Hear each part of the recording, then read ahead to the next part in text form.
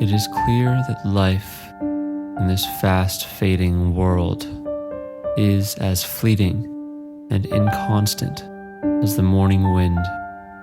And this being so, how fortunate are the great who leave a good name behind them and the memory of a lifetime spent in the pathway of the good pleasure of God.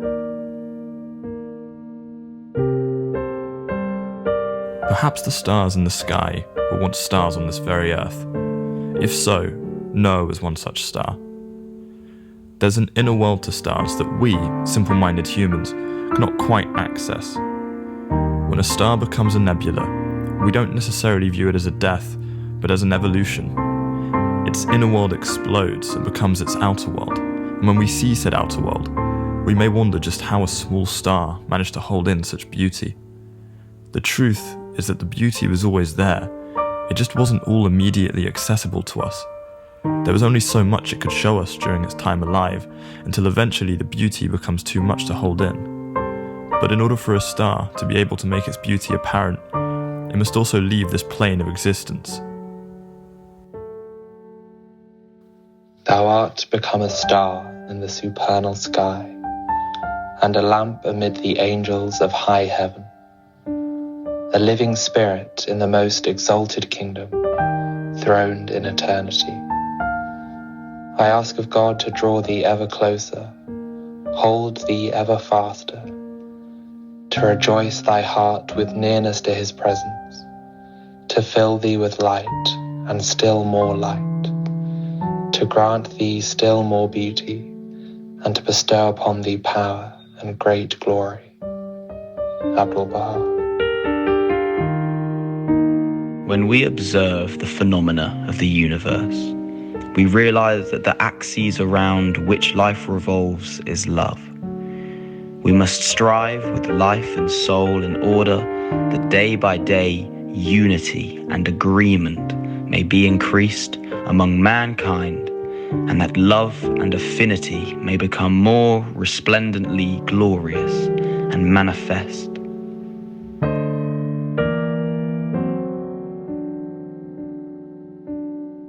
Their face will radiate heavenly gladness, and their hearts be filled with joy.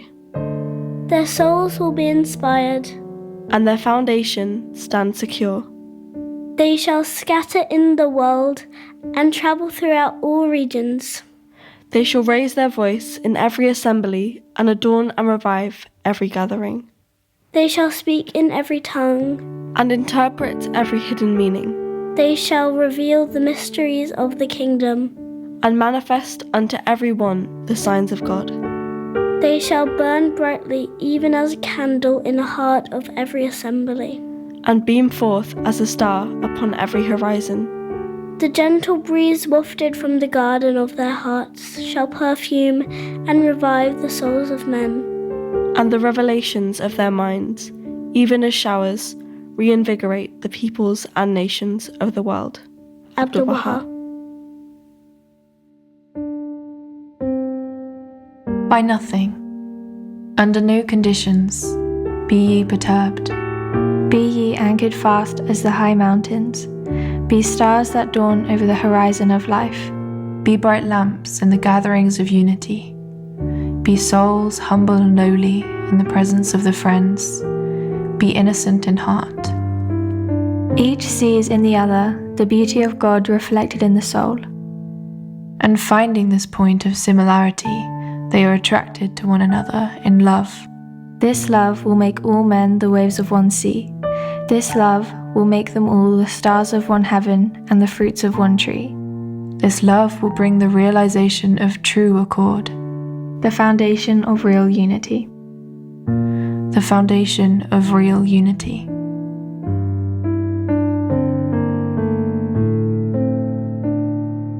O young trees and plants, matchless and tender that grow in the meadow of guidance. O ye newcomers to the fraternity of truth.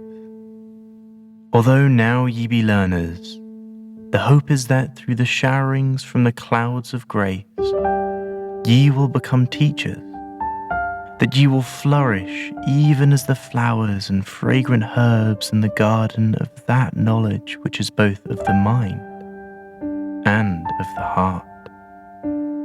That each one of you will grow as a tree, rich in yield, fair, fresh and strong, heavy with sweet fruit. May the hidden confirmations of God make each one of you to become a wellspring of knowledge.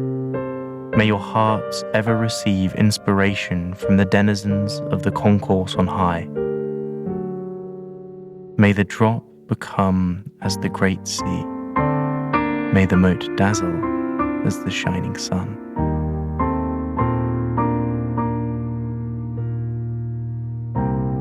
From amongst all mankind hath he chosen you, And your eyes have been opened to the light of guidance, and your ears attuned to the music of the company above.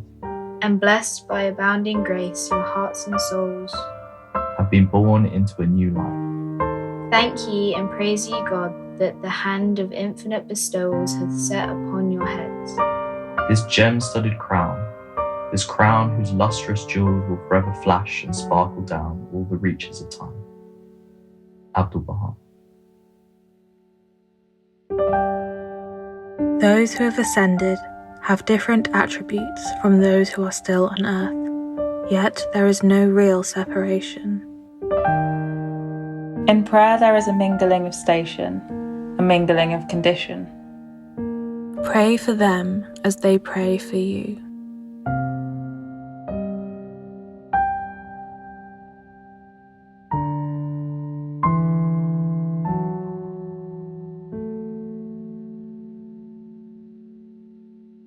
Be of no cheerless heart, have no wing nor feather broken.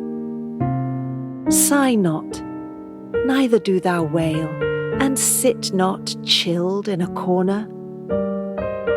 Be calm, be strong, be grateful, and become a lamp full of light, that the darkness of sorrows be annihilated, and that the sun of everlasting joy arise from the dawning place of heart and soul, shining brightly.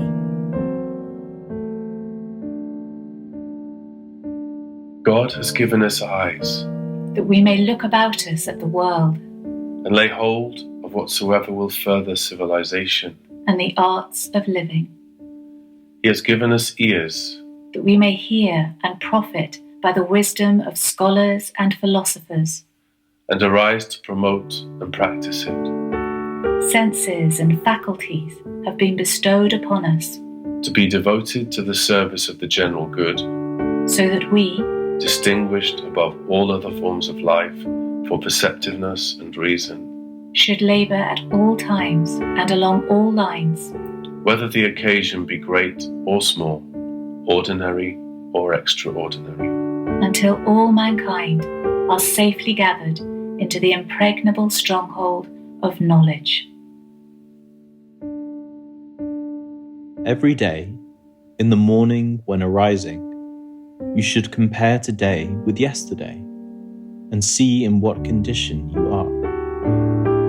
If you see your belief is stronger and your heart more occupied with God, and your love increased, and your freedom from the world greater, then thank God and ask for the increase of these qualities.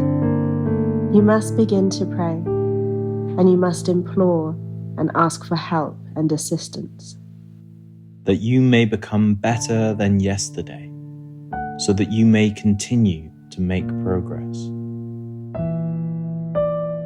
Strive ye with all your hearts, raise up your voices and shout, until this dark world be filled with light, and this narrow place of shadows be widened out, and this dust heap of a fleeting moment be changed into a mirror for the eternal gardens of heaven, and this globe of earth receive its portion of celestial grace. He verily hath willed for you that which is yet beyond your knowledge, but which shall be known to you when, after this fleeting life, your souls soar heavenwards, and the trappings of your earthly joys are folded up. Bahá'u'lláh.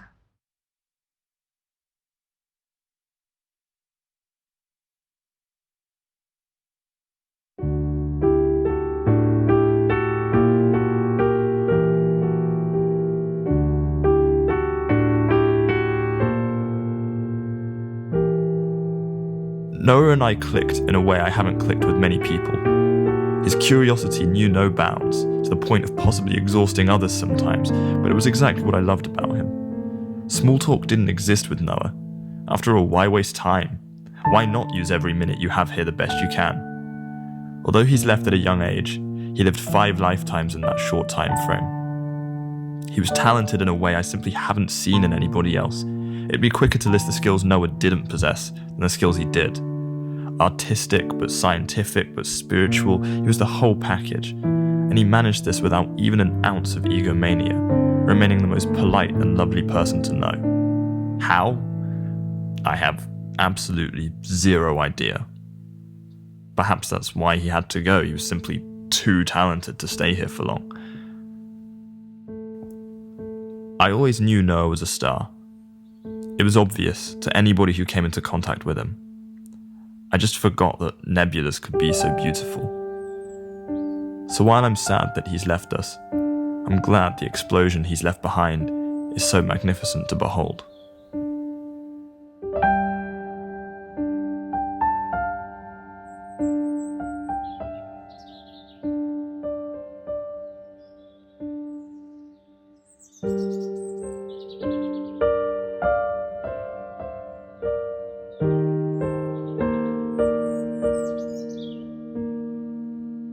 When we are considering teaching the faith, it is invaluably helpful to be reminded of Abdu'l-Bahā's wisdom.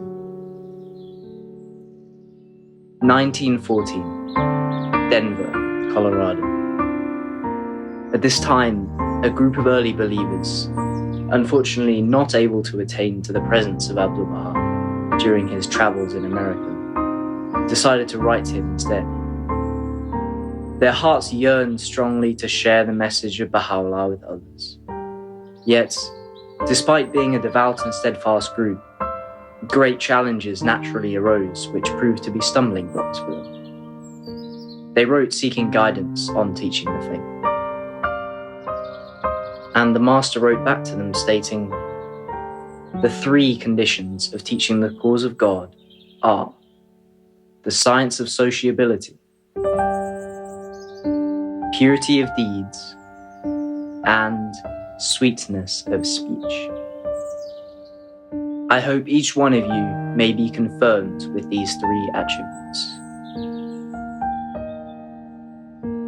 Earlier, in New York City, Abdu'l-Bahá had spoken to a gathering of friends about to attend Greenacre, the Baha'i summer school in Maine. You must give the message through action and deed, not alone by word. Word must be conjoined with deed. You must love your friend better than yourself. Yes, be willing to sacrifice yourself. The cause of Bahá'u'lláh has not yet appeared in this country. I desire that you be ready to sacrifice everything for each other, even life itself. Then will I know that the cause of Bahá'u'lláh has been established. A short, reflective pause followed. Then he said, "I will pray for you that you may become the cause of upraising the lights of God. May everyone point to you and ask, why are these people so happy?" He beamed as he made clear, "I want you to be happy in Greenacre, to laugh, smile, and rejoice, in order that others may be made happy by you."